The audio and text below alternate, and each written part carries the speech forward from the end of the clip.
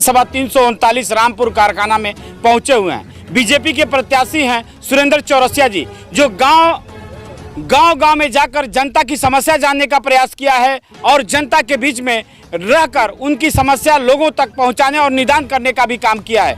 आइए जानते हैं उनके चुनावी मुद्दे क्या हैं और युवाओं और महिलाओं के लिए आगे करेंगे क्या जब ये विजयी होकर आएंगे। जी बताएं।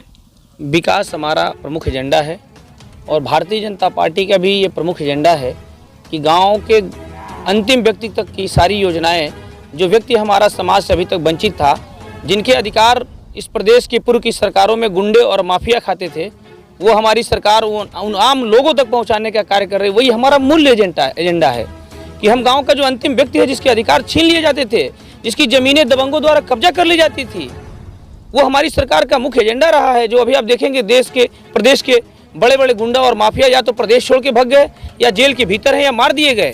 तो हमारा भी वही एजेंडा है कि हम गांव के अंतिम व्यक्ति तक के लोगों की लड़ाई लड़ेंगे। हमारे पार्टी के जितने मूल लोग हैं, जो निष्ठावान लोग हैं, जिन्होंने अपनी खून और पसीने से हमारे दल को सींचा है, उनके सम्मान और जो गाँव के लोग हैं जो आज हमें प्यार और स्नेह दे रहे हैं, एक तरह से मैं कहूँ तो इस विधानसभा में अमूलचूल परिवर्तन होगा।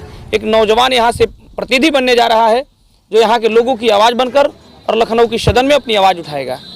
यहाँ सबसे बड़ी बात है कि आप गांव से बिलोंग करते हैं और गांव की समस्या पे अक्सर प्रकाश डालते हैं। जब आप विधानसभा में लगातार इस विधानसभा में विगत कई वर्षों से लगातार मेहनत करके युवाओं, महिलाओं, बच्चे, शादी विवाह हर एक चीज़ में पहुंचते हैं, इस समय आपको सबसे बड़ी मुद्दा क्या लगा है और जिससे युवाओं को सपोर्ट मिल सके और युवा आपके साथ जो चल रहे हैं?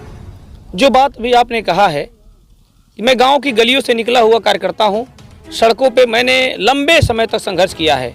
लोगों के सुख दुख में खड़ा रहकर ही आज देश की सबसे बड़ी पार्टी ने मेरे जैसे कार्यकर्ता पे अपना विश्वास जताया है।